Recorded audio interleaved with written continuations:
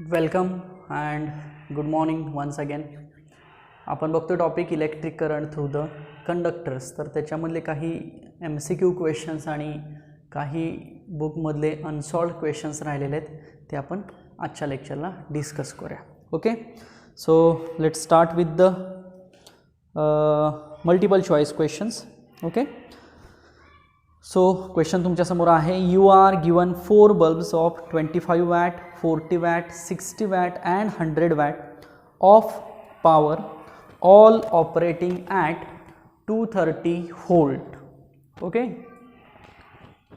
Which of them has lowest resistance. So 25, 40, 60 आणि 100.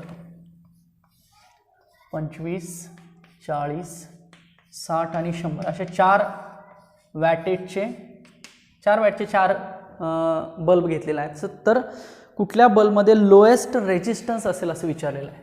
So आपण power is equal to काय लिहितो, V इंटू आय लिहितो ना.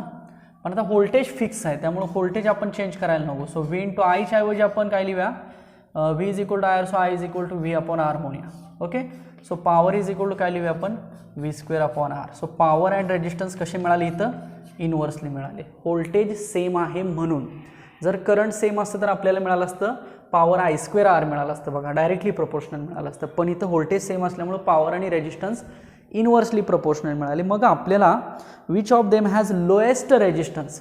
सो रेजिस्टन्स लोएस्ट पाहिजे, मग पॉवर कशी असेल, हायेस्ट असेल. मग मॅक्सिमम पॉवर कुठली आहे, 100. So P is equal to 100 watt असेल तेव्हा रेजिस्टन्सची व्हॅल्यू कशी असणार आहे, मिनिमम असणार आहे. Okay, so we can write D option, that is 100 watt bulb.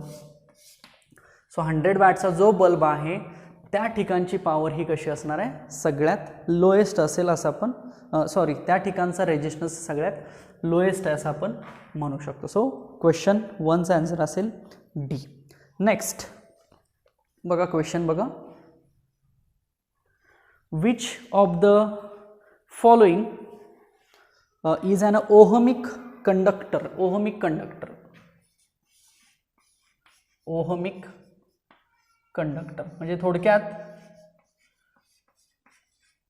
Ohmic कंडक्टरचा अर्थ रेजिस्टन्सच म्हणूया आपण. ओके, रेजिस्टिव्ह मटेरियल कुठलं असेल याच्यामध्ये, तर ट्रान्झिस्टर, व्हॅक्यूम ट्यूब, इलेक्ट्रोलाइट आणि नायक्रोम वायर. तर याचा आन्सर आहे व्हॅक्यूम ट्यूब, बी. बघा याचा अर्थ काय आहे, vacuum tube. Okay, B is the answer. Why it's answer is vacuum tube, कारण जर तुम्ही ट्रान्झिस्टर, इलेक्ट्रोलाइट आणि नायक्रोम वायर जर बघितलं तर हे मोर कंडक्टर आहेत, हे ॲज अ रेजिस्टर म्हणून काम करत आहेत. पण व्हॅक्यूम ट्यूब हे एक ओहमिक कंडक्टर किंवा एक ॲज अ रेजिस्टर म्हणून काम करतं, कारण ट्यूब आहे ना ही, याच्यामध्ये इलेक्ट्रॉन्स काही डायरेक्ट असे फ्लो होणार नाही आहेत. ओके, इट डिपेंड आहे, कंडिशनवरती आहे ते. सो बाकीचे जर 3 बघितले त्याच्यामध्ये इलेक्ट्रॉन्स फ्लो होत आहेत, करंट फ्लो होत आहेत, सो अदर कंडक्टर्स आहेत. सो हा ओहमिक कंडक्टर असेल. सो याचा आन्सर असेल B, that is vacuum tube. Next तिसरा, ए रेओस्टॅट इज यूज्ड. रेओस्टॅट म्हणजे रेजिस्टन्स ना, हा व्हॅरिएबल रेजिस्टन्स आहे. बघा व्हॅरिएबल रेजिस्टन्स, आपण रेओस्टॅटला म्हणलं होतं व्हॅरिएबल रेजिस्टन्स. हा पण व्हॅरी करू शकतो. ओके, सो पहिले 2 ऑप्शन्स बघा, तिसरा आणि चौथा ऑप्शन्स नाही होऊ शकत, पहिले 2च होऊ शकतात. फक्त पहिल्यामध्ये काय म्हटलं, to bring an a known change of resistance in the circuit to alter the current and to continuously change the resistance in any arbitrary manner and thereby alter the current. बघा second option याचा बरोबर आहे.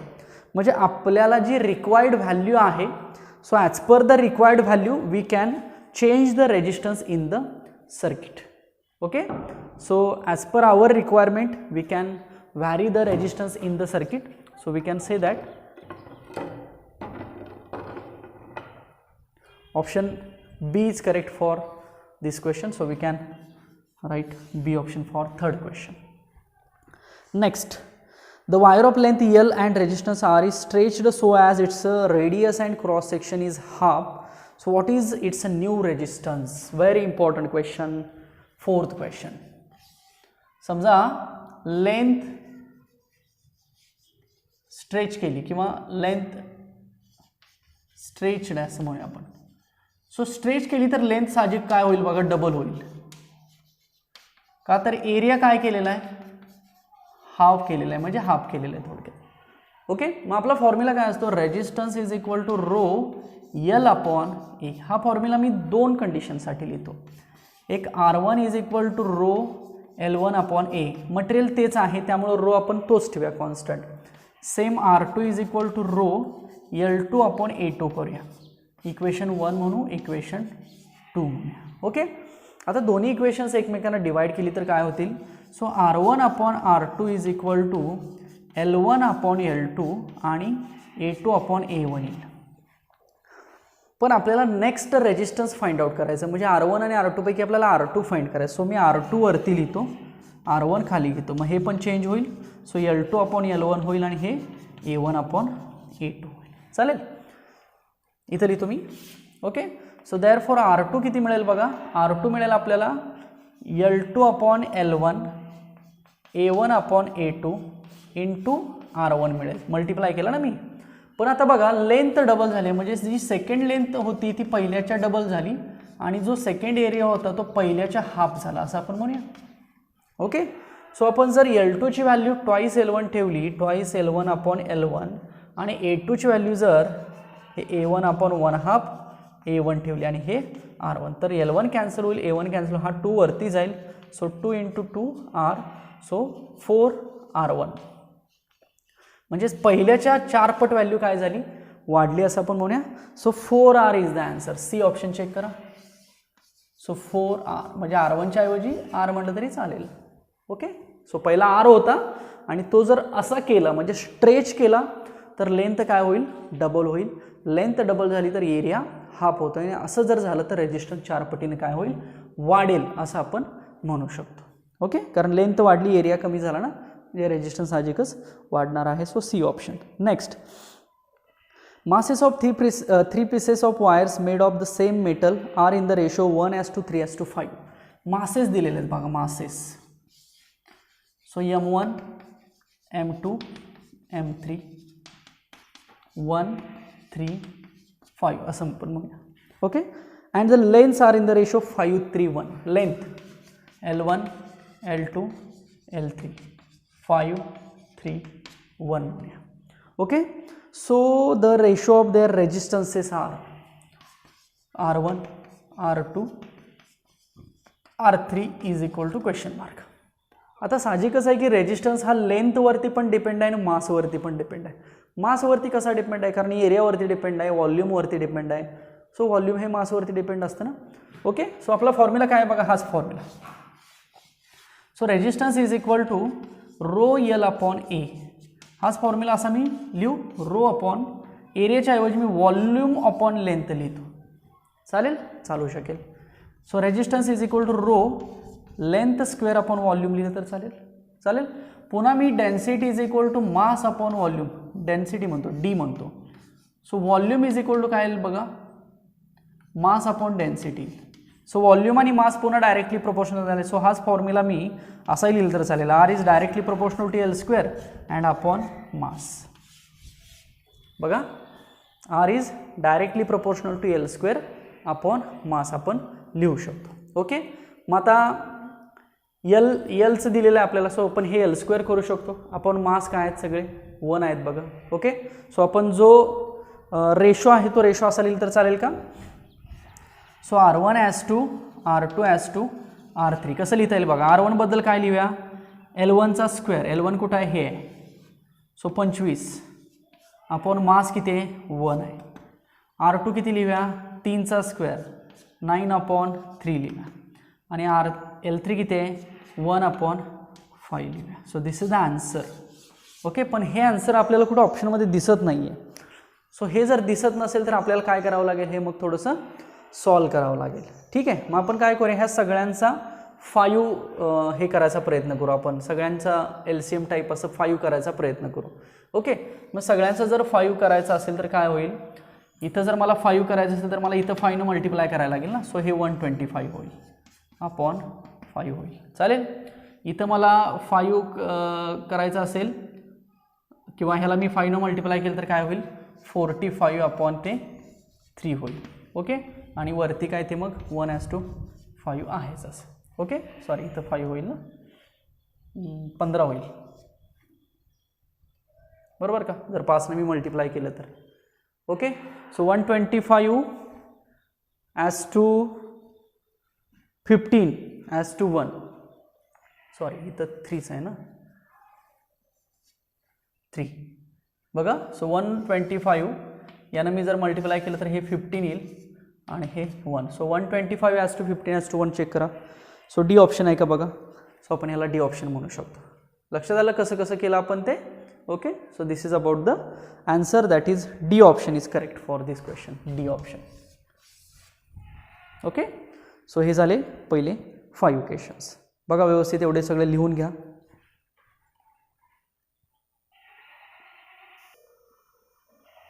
चला पुढचे 5 questions बघूया. So question number 6 बघा. As per book, the internal resistance of a cell of an EMF 2 volt is 0.1 ohm. एक cell आहे, त्याचा इंटरनल रेजिस्टन्स इथं असतो. सेल दिलेला आहे 2 व्होल्ट आणि हा दिलेला आहे 0.1 ओहम. बघा इंटरेस्टिंग आहे. It is connected to a resistance of 0.9 ohm. हे 0.9 ओहमला असे कनेक्ट केलेले आहेत. सो हा आर झाला 0.9 ohm. So the voltage across the cell will be, म्हणजे इथलं व्होल्टेज काढायचं आहे. V is equal to question mark. मग आता ओहम्स लॉ काय सांगतो, इथलं व्होल्टेज काढायचं असेल तर व्ही इज इक्वल टू इथला करंट आणि इथला रेजिस्टन्स. पण ह्याच्यामध्ये जाणारा करंट माहीत नाही आपल्याला, पण इथला रेजिस्टन्स माहीत आहे 0.9. मग आधी करंट काढावं लागेल ना. मग टोटल EMF किती आहे, ई म्हणूया. टोटल करंट किती आहे, आय. एकच लूप आहे म्हटलं एकच करंट ना. आणि टोटल रेजिस्टन्स किती आहे, R + R. हा बेसिक फॉर्म्युला काल पण सांगितलं होतं बघा मी. सो E2 झालं आय. सो 0.9 + 0.1 म्हणजे 1. सो आयची व्हॅल्यू किती मिळेल आपल्याला, 2 अँपिअर मिळेल. चालेल का बघा. मग आता हा 2 अँपिअर इथं आला. मग चला व्होल्टेज 2 अँपिअर आणि इथला रेजिस्टन्स किती आहे 0.9. सो किती आहे 1.8. So this is our answer. Check the option B. बरोबर आहे का, 1.8. येस. काय काय केलं बघा. So V is equal to IR पहिल्यांदा फॉर्म्युला वापरला आणि E is equal to I × R + R total सर्किटसाठी फॉर्म्युला वापरला. Ohm's law simple. याच्यावरून आय काढला, आय आपल्याला 2 अँपिअर मिळाला.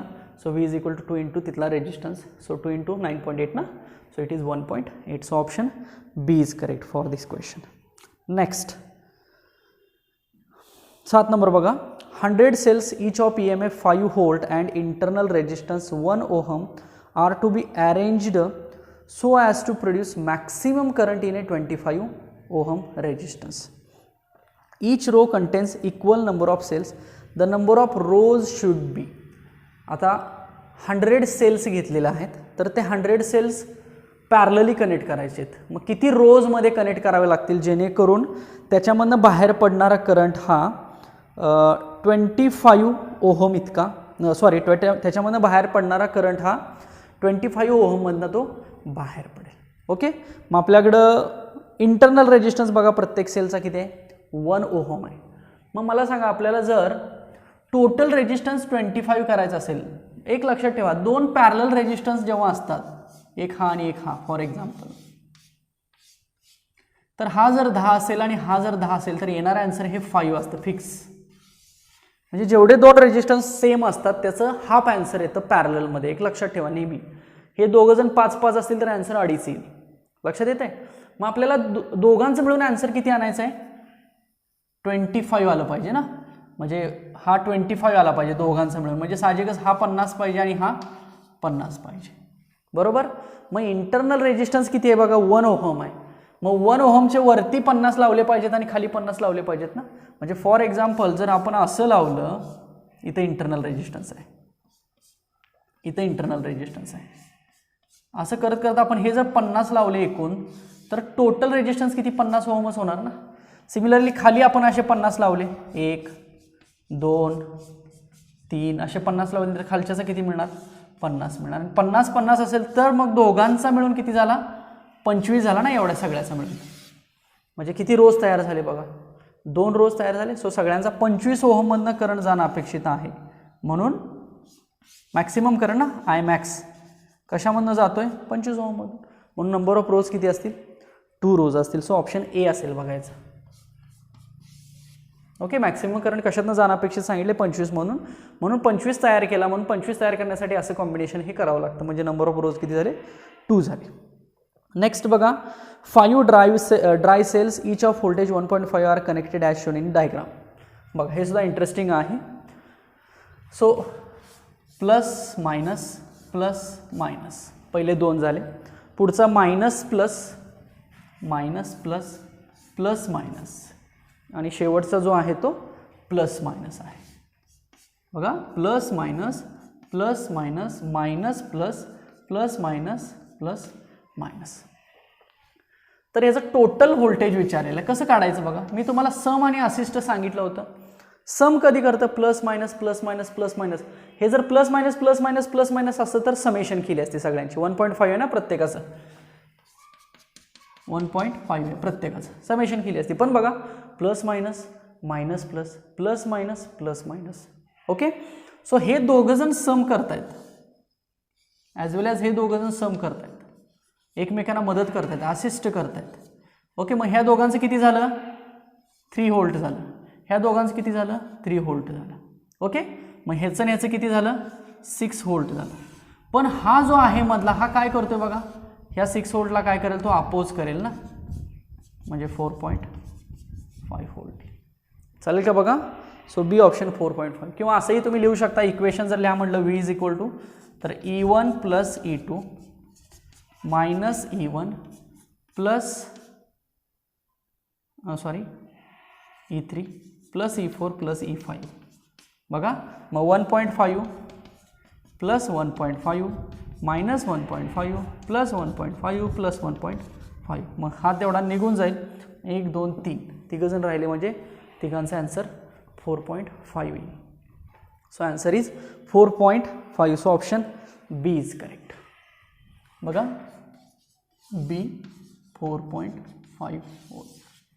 So all these are the discussion of the multiple choice questions from the textbook. लिहा सगळं हे. चलो नेक्स्ट बघूया. Look at the question. What is the resistance of one of the rails of a railway track 20 km long at 20 degree Celsius? Length दिलेली आहे बघा, length 20 kilometer. So we can convert 20 into 10 raised to 3 meter. Okay. The cross section area of rail is 25 centimeter square. Area दिलेला आहे and the rail is made of steel having resistivity. Resistivity दिलेली आहे. So area 25 centimeter square. So it becomes 25 into 10 raised to minus 4 meter square. बरोबर. आणि resistivity दिलेली आहे 6 into 10 raised to minus 8 ohm meter. 6 into 10 raised to minus 8 ohm meter. So simple formula, resistance is equal to rho L upon A. चला put करा. 6 into 10 raised to minus 8 into length 20 into 10 raised to 3 upon area 25 into 10 raised to minus 4. So when you will solve, resistance काढायचा, rho दिलेला आहे ना. Okay, so resistance is equal to rho L upon A. yes sorry बरोबर आहे. 6 into 10 raised to minus 8 into 20 into 10 raised to 3 बरोबर आहे. 25 into 10 raised to 4. So when you will solve you will get the resistance that is 0.48 ohm. हे सोडवा आता फक्त. Okay, simple आहे. इथं आता टेम्परेचर दिलं आहे पण त्या टेम्परेचरचा काय उपयोग आहे का, काही गरज नाही. Okay, so answer is 0.48 ohm. Next second बघा. A battery after a long use has an EMF 24 volt is equal to 24 volt and an internal resistance 380 ohm. Small r दिलेला आहे 380 ohm. Okay, calculate the maximum current drawn from the battery. IMAX काढायचं. आता दुसरा resistance कोण इथं नाही आहे, फक्त स्मॉल आर आहे. सो आयमॅक्स किती लिहितो आपण, व्होल्टेज अपॉन रेजिस्टन्स ना. सो E अपॉन R लिहायला पाहिजे ना तिथं, दोघं जण आहेत म्हटल्यानंतर. सो हे 24 अपॉन 380 तुम्हाला सॉल्व करावं लागेल. खूप छोटा आन्सर येईल ना, जरी आयमॅक्स म्हटलं तर येणारा आन्सर हे खूप छोटा असेल. सो 0.06 येईल बघा. Okay, so this is the answer. Maximum current जास्तीत जास्त किती असू शकतो, तर एवढा असू शकतो, 0.068 ॲम्पियर. पुढं म्हटलेलं आहे can this battery drive starting motor of the car. आता बॅटरी जी आहे ही बॅटरी तर मोटर रन करू शकेल शकेल का, तर ऑब्वियसली नाही. कारण जर मोटरचा जर करंट आपण बघितला I motor, so it is near about 100 ampere किंवा अप टू 100 ॲम्पियर करंट असतो, पण हा करंट आहे very small. So this current is I max is very small as compared to the I motor required current. Okay, so answer is no. Okay, so लिहू शकता तुम्ही this battery is not enough to drive the motor. So this is the answer of question number 2. समजलं. Next, a battery of EMF 12 volt, हा सुद्धा interesting आहे बघा. A battery of EMF 12 volt and internal resistance 3 ohm is connected to a resistor. बघा मी इथं diagram draw करतो. इथं बॅटरी आहे, इथं इंटरनल रेजिस्टन्स आहे, is connected to a resistance 3 ओहमला हे कनेक्ट केलेलं आहे. हे 3 ओहम आहे. बॅटरी कितीची आहे, 12 व्होल्टची. इंटरनल रेजिस्टन्स कितीचा आहे, 3 ओहम्स आहे, सॉरी, आणि it is connected to 0.5 ohm. Okay, calculate the resistance of the circuit असं पाहिजे होतं, आणि calculate terminal voltage of the battery. So पहिला क्वेश्चन आहे आर इक्वॅलंट काढणे, आणि दुसरा क्वेश्चन आहे व्ही काढणे, म्हणजे इथलं व्होल्टेज काढणे. ओके, सो आर इक्वॅलंट कसा काढायचा, तर हा आर प्लस आर करायचं ना, म्हणजे हा आणि हा ॲड करायचा. So 3.5 ohm is the sorry a battery of EMF 12 volt and internal resistance connected to a is connected to a resistance R. Question चुकला माझा. ओके, आणि करंट जो दिलेला आहे तो किती आहे, करंट 0.5 ॲम्पियर आहे. सो पहिला विचारलेला आहे रेजिस्टन्स काढा, आणि दुसरा विचारलेला आहे व्होल्टेज काढा. आता पहिल्यांदा हा आर काढला पाहिजे आपल्याला. मग मगाशी एक मी फॉर्म्युला लिहिला होता बघा, V is equal to IR ना, सिंपल. ओके, हेच मी असं लिहू, E is equal to IR plus IR. So E minus IR is equal to IR लिहू. So R is equal to किती मिळेल, E minus IR upon I मिळेल. आता बघा ई माहीत आहे का, माहीत आहे. ई 12 व्होल्ट आहे, आय 0.5 व्होल्ट आहे, 0.5 ॲम्पियर आहे, आणि स्मॉल आर हा 3 ॲम्पियर 3 ओहम आहे. So you can find R. So आरची व्हॅल्यू मिळेल 21 ओहम. मग चला आता आर मिळालं तर व्ही कसा मिळेल. So V is equal to IR. मग आय किती आहे 0.5, तो काही चेंज होणार नाही. सो 21. सो 21च्या निम्म किती, ओके, सो 10.5. सिंपल आहे ना. बघा तुम्ही फक्त व्यवस्थित जरासं लिहून घ्या. मी क्वेश्चन तिकडं डिस्प्ले केलेलं आहे म्हणून आन्सर इकडं लिहिलेलं आहे. सो बघा ही सगळे आन्सर्स, व्यवस्थित सगळे आन्सर्स लिहून घ्या. ओके, सो नेक्स्ट क्वेश्चन घ्या. A silver wire has resistance 4.2 ohm at 27 degree Celsius and resistance 5.4 ohm at 100 degree Celsius.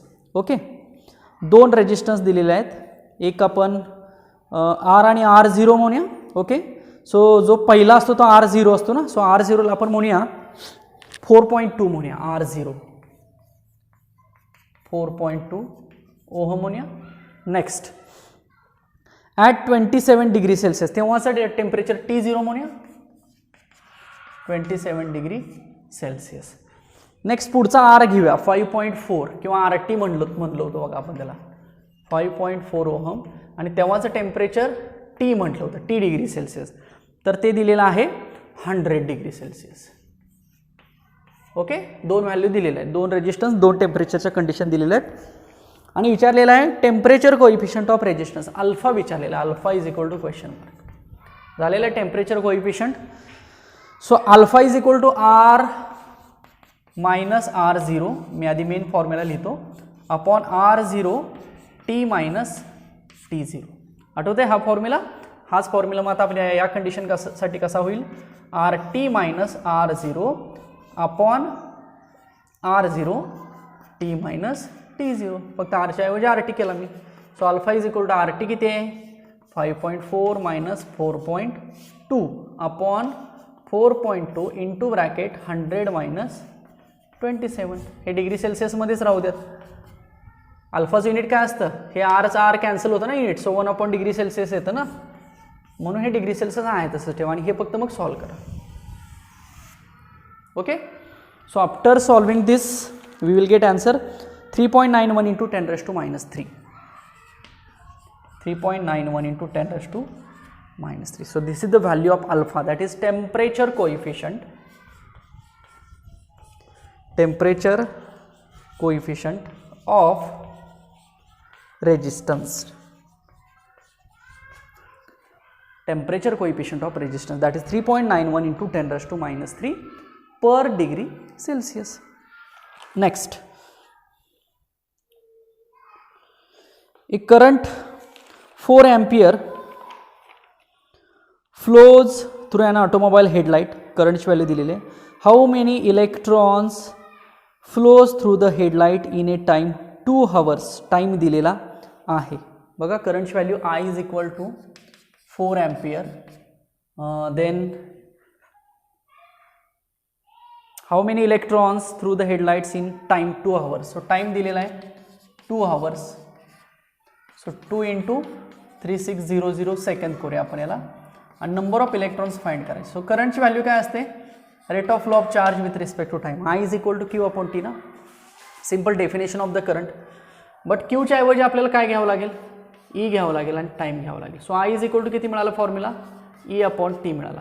But number of electrons म्हणजे number of charges upon time ना, म्हणजेच फॉर्म्युला काय तयार होऊ शकतो, I is equal to NE upon T होऊ शकतो. So यातलं आपल्याला N काढायचं आहे.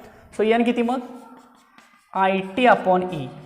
मग आता I किती घेणार 4 घेणार, T किती घेणार 2 इंटू 3600 घेणार आणि E म्हणजे इलेक्ट्रॉनवरचा चार्ज किती असतो 1.6 इंटू 10 raised to minus 19 असतो. बघा याची व्हॅल्यू मॅक्सिमम येईल ना काहीतर, कारण वरती आणि खाली 10 raised to minus 19 आहे, ते जर मी वरती घालवलं तर 10 raised to plus 19 होणार. सो ही खूप जास्त व्हॅल्यू येणार आहे का, तर नंबर ऑफ इलेक्ट्रॉन्स आहेत. सो 1.8 इंटू 10 raised to, हे सॉल्व करा तुम्ही आता, sorry plus 23 number of electrons असं म्हणा हवं तर. Okay, so this is the, हा जो क्वेश्चन आहे तो XI 11 नंबरचा क्वेश्चन आहे आणि हा जो क्वेश्चन आहे तो 7 नंबरचा क्वेश्चन आहे ॲज पर बुक. बाकीचे राहिलेले ते आपण लेक्चरमध्ये काही डिस्कस केलेले आहेत, लास्ट लेक्चरला तुम्ही सगळं चेक करा, लिहून घेतलं असेल तुम्ही. सो जे रिमेनिंग होते ते तुम्हाला मी इथं आज घेतो. नेक्स्ट पुढचा घ्या.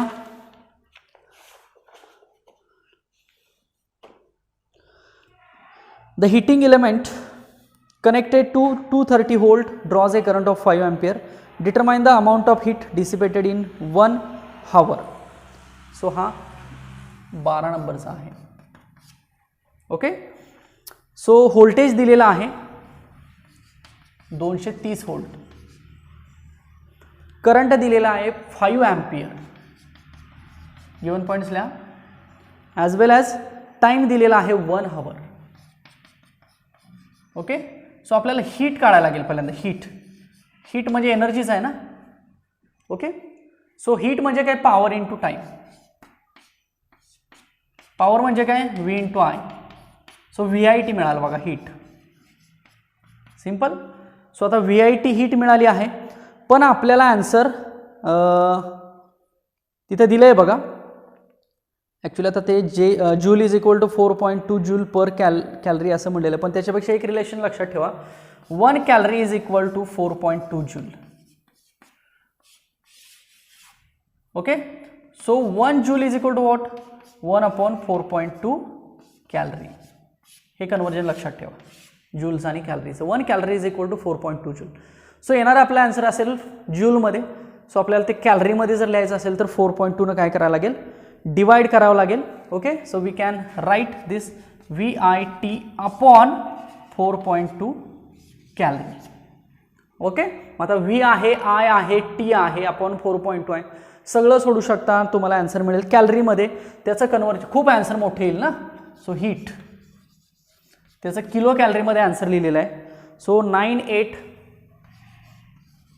5.8 किलो कॅलरी. ॲक्च्युली हे कॅलरीमध्ये एवढं येतं बघा. हा 3 घराने इकडे लिहिला पाहिजे ना. एक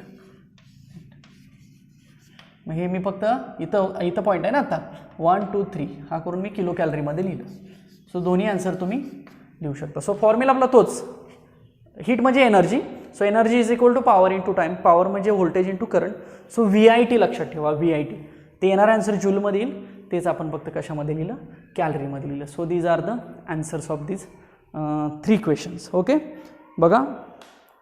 सो टोटल क्वेश्चन जे आहेत बुकमधले ते सगळेच डिस्कस केलेले आहेत मी. ह्याच्या आधी काही लेक्चर्समध्ये इनबिल्ड घेतलेले आहेत ते क्वेश्चन्स, आणि आज जे काही रिमेनिंग होते तेवढे घेतलेले. सो हे सगळे मल्टिपल चॉईस क्वेश्चन्स आणि हे राहिलेले सगळे न्यूमरिकल्स. बघा, व्यवस्थित सगळे लिहून घ्या.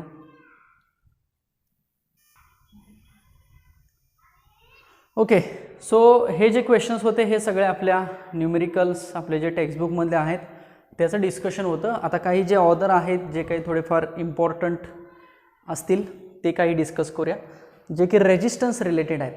हे एक प्रॅक्टिस तुम्हाला चांगलं होऊन जाईल. रेजिस्टन्स रिलेटेड बऱ्याच वेळेला क्वेश्चन काय येतो की find out the equivalent resistance. बऱ्याच MCQs म्हणा किंवा CETमध्ये म्हणा किंवा बोर्डमध्ये सुद्धा बऱ्याच वेळेला रेजिस्टन्सची कन्सेप्ट ही मॅक्सिमम विचारली जाते. सो ते तुम्हाला येणं अपेक्षित आहे. So resistance in series, resistance in parallel. आपल्याला माहिती आहे की जर 2 रेजिस्टन्स सेरीजमध्ये असतील तर त्यांचा टोटल रेजिस्टन्स हा किती असतो, R1 + R2 असतो. सिंपल ॲडिशन करायची. जेव्हा 2 रेजिस्टन्स एकमेकांना सिरीजमध्ये कनेक्ट केले जातात तेव्हा त्यांची काय केली जाते, सिंपल ॲडिशन केली जाते. जेव्हा 2 रेजिस्टन्स एकमेकांना पॅरलल असतात तेव्हा त्यांचा इक्विव्हॅलंट कसा असतो, 1/R1 + 1/R2. आता इथं कन्फ्युजन करून घ्यायचं नाही. इथं आपल्याला 1/R इक्विव्हॅलंटचा आन्सर मिळाले 1/R1 + 1/R2. पण आपल्याला पाहिजे कोण, R इक्विव्हॅलंट पाहिजे ना. सो हे मग पुढं सॉल्व आपण असं करतो, R1 R2 आणि हे वरती काय होईल, R1 + R2. मग हे रिव्हर्स करायचं.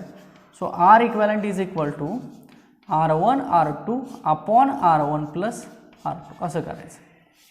ओके, ॲज वेल ॲज अजून एक मी ट्रिक सांगितली होती की जर 2 सेम रेजिस्टन्स असतील, ओके, जर 2 सेम रेजिस्टन्स असतील तर त्यांचं जे आन्सर आहे ते किती असतं, हाफ असतं. आता बघा, समजा 10 आहेत, 2 10 ओहम आहेत. सो 10 × 10 100. सो 10 + 10 20. सो 100/20 किती झालं, 5 झालं. सो त्या 10च्या निम्मा आन्सर येतं, परफेक्ट. सो जेव्हा 2 रेजिस्टन्स सेम असतात आणि ते जेव्हा पॅरलल कनेक्ट केले जातील तेव्हा त्यांचं येणारं आन्सर हे कसं असेल, त्या एका रेजिस्टन्सच्या हाफ आन्सर असेल. सो याला म्हणायचं सेरीज कॉम्बिनेशन आणि याला म्हणायचं पॅरलल कॉम्बिनेशन. ओके, सो हे 2 फॉर्म्युले बऱ्याच ठिकाणी उपयोगाला येतात. आता फॉर एक्झाम्पल एक रेजिस्टन्स आहे असा, याला मी A म्हणतो. इथे एक रेजिस्टन्स आहे, इथे एक रेजिस्टन्स आहे आणि इथे एक रेजिस्टन्स आहे आणि याला मी B म्हणतो. ह्याची व्हॅल्यू आहे सपोज 2 ओहम, ह्याची आहे सपोज 4 ओहम, ह्याची आहे 4 ओहम आणि ह्याची आहे 3 ओहम. सो तुम्हाला क्वेश्चन असा विचारला जातो, फाइंड RAB. म्हणजे A आणि Bच्या मध्ये रेजिस्टन्स किती आहे असा प्रश्न विचारला जातो. ओके, सो पहिल्यांदा आपल्याला कॉम्बिनेशन्स चेक करावे लागतील, whether it is in series combination or it is in parallel combination. So आता हे ॲक्च्युली दोन्ही कॉम्बिनेशन्स याच्यामध्ये आहेत. बघा, सेरीज कॉम्बिनेशन पण दिसतंय आणि पॅरलल कॉम्बिनेशन पण दिसतंय. सो पहिली ट्रिक काय की पहिल्यांदा पॅरलल कॉम्बिनेशन सॉल्व्ह करायचं. म्हणजे हे एवढं, म्हणजे ह्या दोघांच्या बद्दल एकच रेजिस्टन्स आपण तयार करायचा. सो हे येणार 2 आहे तसंच. आता हे पहिल्यांदा फक्त मी डायग्राम डिटेलमध्ये सगळी ड्रॉ करतोय, नंतर डायग्राम काढायची गरज नाही. आणि हा असणार 3. बघा, म्हणजे हा रेजिस्टन्स माहीत नाही आपल्याला, ह्या दोघांचा मिळून आहे तो इथं लिहायचा आणि नंतर ओळखायचं हे कुठलं कॉम्बिनेशन आहे. मग आता ह्या दोघांचा काढायचा म्हणजे हे दोन पॅरलल कॉम्बिनेशन कसं आहे, पॅरलल कॉम्बिनेशन आहे. मग जर हे पॅरलल कॉम्बिनेशन असेल तर याचं आणि याचं पॅरलल करायचं, पण पुन्हा व्हॅल्यू बघायच्या. आता इथं व्हॅल्यू ठीक आहे, मी 4 आणि 4 घेतलेले आहे, सेम व्हॅल्यूज घेतलेले आहेत, सो त्याचा आन्सर किती असतं, 2 ओहम असतं. मग आता चेक करा ए आणि बीच्या मध्ये जे 3 रेजिस्टन्स आहेत ते कसे आहेत, सिरीजमध्ये आहेत, म्हणून तिघांची बेरीज करायची आणि तिघांच्या बेरीजेबद्दल एक रेजिस्टन्स तयार होईल ना, आणि हा असेल R A B. So what is the value of R A B, 3 + 2 5, 5 + 2 7. So this is final answer, that is 7 ohm is the R equivalent of this particular combination. लक्षात आलं का बघा.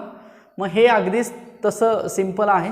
बरेचसे कॉम्प्लिकेटेड रेजिस्टन्स किंवा त्यांची सर्किटरी कनेक्ट केली जाते आणि तुम्हाला क्वेश्चन केला जातो की 2 टर्मिनल्स दिले जातात. इथं कसे मी तुम्हाला ए आणि बी दिला तसे तुम्हाला 2 टर्मिनल्स दिले जातात आणि सांगितलं जातं की find out the equivalent resistance between this 2 combinations. Okay, अजून एक घेऊया, second example. So suppose this is 1 R and R1, R2 and R3. आता बघा, so this is B and this is A. Again this is 1, this is 2, this is 3, 2, 4. All are in ohm. So find out the RAB. Okay, so RAB is the question mark. आता पुन्हा याच्यामध्ये विचार करण्यासारखी गोष्ट आहे, पुन्हा combination शोधायचे, parallel combination कुठं आहे, सिरीज कॉम्बिनेशन कुठं आहे, या सगळ्याचा विचार करायचा. ओके, सो बघा हे तिघजण जर बघितलेत तर हे तिघजण कसे आहेत, पॅरललमध्ये आहेत. आता आपण तर दोघांचंच पॅरलल कॉम्बिनेशन बघितलेलं आहे, तिघांचं पॅरलल कॉम्बिनेशन कसं लिहायचं बघा. मी फॉर्म्युला लिहितो आधी, तुम्हाला फार तर तिघांचं विचारू शकतील, चौघांचं नाहीत विचारणार. जरी विचारलं तरी ते सोडवावं लागेल, पण शक्यतो नाहीत विचारणार. सो 1/R1 + 1/R2 + 1/R3 लिहिला मी फॉर्म्युला. आता हे सोडवायचं आहे मला, तर मी काय करेन, हे 1/R इक्विव्हॅलंट आहे तसंच ठेवतो, इज इक्वल टू ह्या सगळ्यांचा मला LCM काढावं लागेल. सो LCM काय येईल, मल्टिप्लिकेशन होईल तिघांचं, बरोबर. मग मला ह्या R1च्या वरती ह्या तिघांपैकी ह्या दोघांना मल्टिप्लाय करावं लागेल, R2 R3 प्लस R2च्या वरती ह्या दोघांनी मल्टिप्लाय करावं लागेल, R1 R3 प्लस R3च्या वरती ह्या दोघांनी मल्टिप्लाय करावं लागेल, R1 R2. बघा हे लिहून घ्या व्यवस्थित सेपरेट फॉर्म्युलेत. पण आपल्याला पाहिजे कोण, R इक्विव्हॅलंट पाहिजे. सो R इक्विव्हॅलंट रिव्हर्स करा. So R1 R2 R3 upon R2 R3 plus R1 R3 plus R1 R2. So हा झाला याचा तिघांचा फॉर्म्युला. मग आधी हे सोडवावं लागेल ना, ह्या तिघांबद्दल एक रेजिस्टन्स काढावं लागेल, मग तो रेजिस्टन्स आणि हे दोघंजण पुन्हा सिरीजमध्ये आहेत, मग सिरीजमध्ये काय डायरेक्ट ॲडिशन करायचे, ते सोपं जातं. पण पॅरलमध्ये बघा मग थोडंसं हे आता इन डिटेल सोडवावं लागेल. मग बघा आता हे सोडूया आपण, डायरेक्ट फाइंड करूया. R1 R2 R3 R1 R2 R3 तिघांचं मल्टिप्लिकेशन 3 × 2 × 4 अपॉन R2 R3चं मल्टिप्लिकेशन. आता ह्याला R1 म्हणा, ह्याला R2 म्हणा, ह्याला R3 म्हणा. सो R2 R3चं मल्टिप्लिकेशन 8 येईल ना, प्लस R1 R3चं मल्टिप्लिकेशन 12 येईल, 12 येईल ना, प्लस R1 R2चं मल्टिप्लिकेशन 6 येईल. सो हे तुमचा आन्सर असेल ह्या तिघांचा इक्विव्हॅलंट रेजिस्टन्स. सिंपल. मग बघूया, सोडूया. सो इज इक्वल टू 4 × 2 = 8 आणि 8 × 3 = 24 24 अपॉन हे 12 + 8 20 × 26. सो एवढं ठेवलं तरी चालेल, किंवा अगदीच हे 2 न जरी भाग घालवला तरी 12/13 येईल ना. सो हा तिघांचा मिळून जो रेजिस्टन्स आहे तो किती आला, 12/13 आला. लगेच लिहू नका, नंतर लिहून घ्या सगळं. ओके. सो आता बघूया मग सर्किट कसं तयार होईल. तर हा 1 हा तयार किती झाला आता, 12/13 आणि हा किती झाला, 2 झाला. आता हे कॉम्बिनेशन बघा सगळं मिळून तिघांचं. सो सिरीज आहे ना, मग इथं ए आहे, इथं बी आहे. मग आता तिघांचं सिरीज कॉम्बिनेशन केल्यानंतर आपल्याला RAB मिळेल. सो मी इथं लिहितो RAB किती येणार बघा आपला, RAB इज इक्वल टू पहिला आहे 1 प्लस 12/13 प्लस 2. आता हे पण सोडवायला अवघड जाईल, सो सगळ्याचा LCM 13 करून घेऊया. ओके. इथं 13 नाही आहे म्हणल्यानंतर ह्याला 13 मल्टिप्लाय करावं लागेल. सो 13 + 12 ह्याला करायची गरज नाही ना, प्लस ह्या 13 ह्याला मल्टिप्लाय करायला लागेल. So 26. So this is our answer, that is 6 plus 2, 8, 9, 10, 11, 1, 2, 3, 4, 5. So 51 upon 13 ohm is the final answer, that is RAB. बघा व्यवस्थित लिहा. So final answer is what?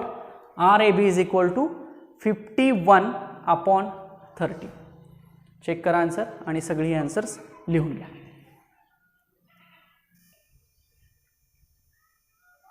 चलो नेक्स्ट क्वेश्चन घेऊया. अजून एक असाच इंटरेस्टिंग, किती जणांना याचा आन्सर सुचतोय असं बघूया.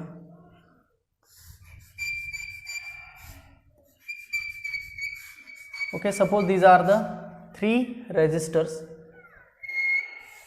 So I will connect the wire here and I will connect the wire here. Suppose this is point B and this is point A. So you have to find the RAB is equal to question mark.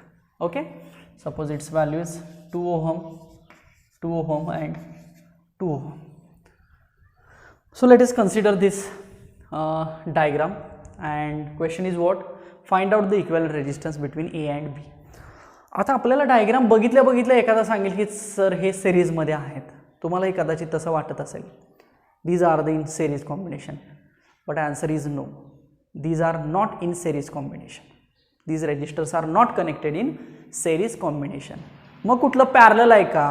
आता series नाही म्हटलं parallel असू शकेल किंवा resistance series plus parallel combine असू शकेल, पण तिघांपैकी कुठलं तरी एकच असेल ना. तर मी म्हणेन की हे पॅरलल कॉम्बिनेशन आहे. तर आता तुम्हाला प्रश्न असा पडेल की how it is parallel combination. Parallel combination तर कसं असतं? R1, R2, R3 तीन रेजिस्टन्स एकमेकांना एकाखाली एक असतात आणि सगळ्यांचे इक्वलेट. बघा हा रेजिस्टन्स, हा रेजिस्टन्स आणि हा रेजिस्टन्स, ह्या सगळ्यांचे हे टर्मिनल्स एक असतात, ह्या सगळ्यांचे हे टर्मिनल्स एक असतात, तरच आपण काय म्हणतो? These are in parallel combination. But मी काय म्हणेन की ही डायग्राम आणि ही डायग्राम कशी आहे? सेम आहे असं म्हणेन. काय म्हटलं मी? ही डायग्राम आणि ही डायग्राम सेम आहे असं म्हणेन. आता याचा प्रूफ काय बघा, मग पॅरलल करता येईल. मग पॅरललचा आपल्याला फॉर्म्युला माहित आहे. मी काय करतो बघा, हा पहिला रेजिस्टन्स आहे बरोबर. सो प्रत्येक रेजिस्टन्सला किती टर्मिनल्स असतात? 2 असतात ना. ओके, सो पहिल्याला आपण काहीतरी नाव देऊया पहिल्या रेजिस्टन्सला. सो पहिल्या रेजिस्टन्सचं हे टर्मिनल चेक करा आणि पहिल्या रेजिस्टन्सचं हे टर्मिनल. प्रत्येक रेजिस्टन्सला 2 टर्मिनल आहेत ना. दुसऱ्या रेजिस्टन्सचं हे टर्मिनल आणि हे टर्मिनल आणि तिसऱ्याचं हे टर्मिनल आणि हे टर्मिनल. चालेल का बघा? ठीक आहे. सो मी पहिल्या रेजिस्टन्सच्या पहिल्या टर्मिनलला नाव देतो 1 आणि पहिल्या रेजिस्टन्सच्या दुसऱ्या टर्मिनलला नाव देतो मी 1 डॅश. पहिला रेजिस्टन्स आहे ना, सो 1 1 डॅश, 1 1 डॅश असं थोडक्यात. ओके, दुसऱ्याच्या ह्याला पहिलं नाव देतो मी 2 आणि ह्याला नाव देतो 2 डॅश आणि ह्याला मी नाव देतो 3 आणि ह्याला नाव देतो 3 डॅश.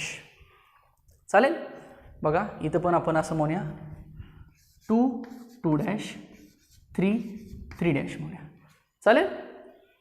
आता बघा 1 टर्मिनल हे कुठल्या कुठल्या टर्मिनलला कनेक्ट आहे हे चेक करायचं. सो 1 2 डॅश आणि 3 हे कसे आहेत? एकमेकांना कनेक्टेड आहेत. म्हणजे कुठलं कुठलं बघा, 1 2 डॅश आणि 3 बरोबर. म्हणजे हा रेजिस्टन्स मी रिव्हर्स केला समजा, चालू शकतं ना सर्किटमध्ये. मला सांगा, मी जर हा रेजिस्टन्स रिव्हर्स केला तर इकडं 2 डॅश येईल आणि इकडं कोण येईल? 2 येईल का बघा. चालेल. मग आता बघा 1 नीट बघा, 2 डॅश आणि 3 एकत्र आहेत ना. 1 2 डॅश आणि 3 एकत्र आहेत का बघा? आहेत का? 1 2 डॅश आणि 3. फक्त मी मधला रिप्लेस केला ना, रिव्हर्स केला. रेजिस्टन्सला चालू शकतं, कसाही लावा तुम्ही, अर्थ एकच असतो. आता हे बघा, हे दोघं जण म्हणजे कोण कोण? 1 डॅश 2 बघा, 1 डॅश आणि 2 एकत्र आहेत ना. आणि त्यांना अजून कोण एकत्र आहे? वायर लावली म्हणजे एकत्र आहे ना. So 3 dash. हे तिघजण एकत्र आहेत का बघा? तिघजण एकत्र. आणि त्यांच्यामध्ये हे आहेत ना, हा आहे, हा आहे, हा आहे. म्हणजे कुठलं कॉम्बिनेशन झालं? So this is what? So this is the parallel combination. आता मला सांगा पॅरलल कॉम्बिनेशनचा फॉर्म्युला सांगा. What is the formula for parallel combination? Parallel कॉम्बिनेशनचा फॉर्म्युला मगाशीच लिहिला ना, फक्त आता तिघा आहेत म्हटल्यानंतर फॉर्म्युला कसा असतो, R equivalent is equal to काय आला होता formula, R2 R3 plus R1 R3 plus R1 R2 upon R1 R2 R3 असं झालं होतं ना. ओके, म्हणजे 1 upon R equivalent.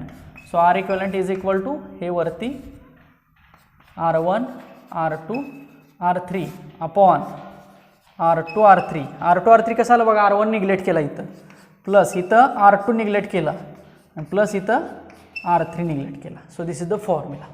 Okay, so apply this formula, we will get RAB, that is तिघांचं multiplication करा. So 2 × 2 4, so 4 × 2 8 upon R2 R3 4 plus R1 R3 4 plus 4, so it becomes 8 upon, so it becomes 2/3. Okay, so आता लिहून घ्या सगळं. हे काय आपण लिहिलंयच, फक्त हे आणि हे कळलं का बघा, A and this is B.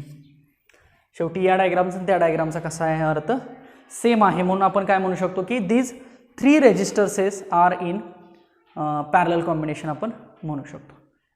बघा समजलं का. Okay, so this is the discussion of some questions from numerical as well as apart from the textbook numericals. Okay, अजून एक लेक्चर घेऊया आपण या टॉपिकवरचं की ज्याच्यामध्ये आपण CETचे क्वेश्चन्स डिस्कस करूया पुढच्या लेक्चरला. ओके, सो आत्तापर्यंत आपण या टॉपिकमध्ये जे काही बघितलं ते सगळी व्यवस्थित थेरी काढा, त्याची समरी तयार करा, जे काही न्यूमेरिकल्स डिस्कस केले ते व्यवस्थित क्वेश्चन आन्सर अशा टाईपमध्ये लिहून काढा.